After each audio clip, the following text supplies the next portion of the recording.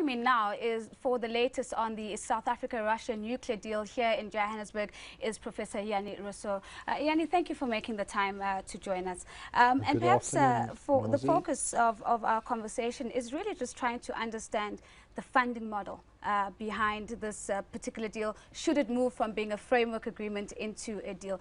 Are there best practice examples that South Africa should be looking for as we begin to think about where we're going to get this money from? Nozi, good afternoon to your viewers. The first thing we need to get clarity on as South Africans is the question exactly what is being negotiated. Are we buying nuclear reactors? Are we buying anything? Are we negotiating a framework? Are we going out on tender? What exactly are we doing?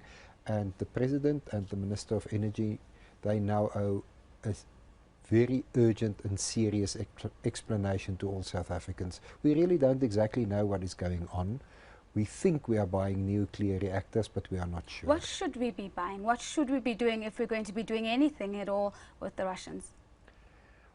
Well, the main question is, should we be doing it with the Russians, or should there be an open and transparent tender process? Yeah. So there should be an open and transparent tender process. We have no doubt that we need electricity, generating capacity, and nuclear can form part of that strategy. But Prof, others would take you on that point and remind you of our BRICS partnership and say that strategically it would make sense that Russia would be a front runner for us before France and before the US, who are other contenders in the space.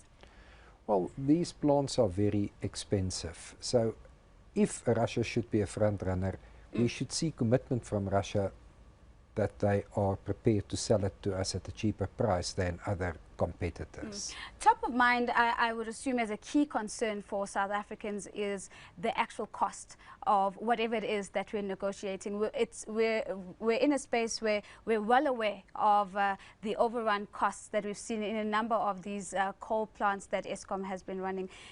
What are the key considerations we should be thinking about as a country now if we are to go ahead to ensure that this stays within the cost and that we don't end up having to work ourselves into a debt trap because of it? Yes, naturally, Nozi, we need project management skills.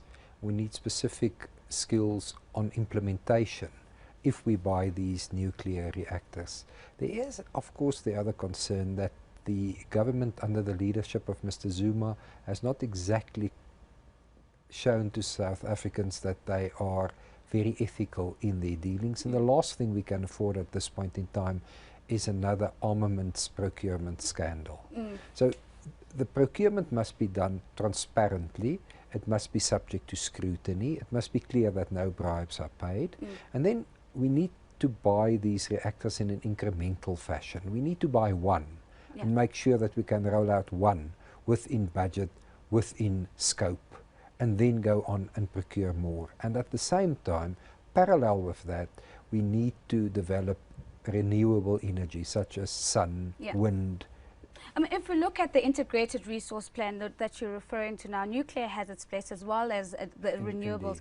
Would you then say that consumers, and I find that a lot of South Africans are still stuck at this emotional level where they can't get over the environmental risks that nuclear holds.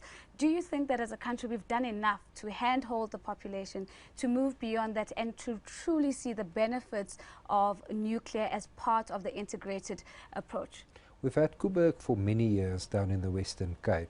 We've not had serious incidents other than maintenance incidents at Koeberg. So South Africa has shown from that perspective that it can run nuclear reactors. And there's no reason why we cannot run more than one. We have the skills of running them. The skills problem is one of building these reactors. A final one before I let you go, the strategy we should be employing for local players to ensure that on the back of this deal we see black industrialists also coming to the fore. Nozi, I really doubt whether we have the necessary skills in terms of building this capacity in South Africa. As you call them, black industrialists, or anywhere for that matter. We have skills in running them, not skills in building them.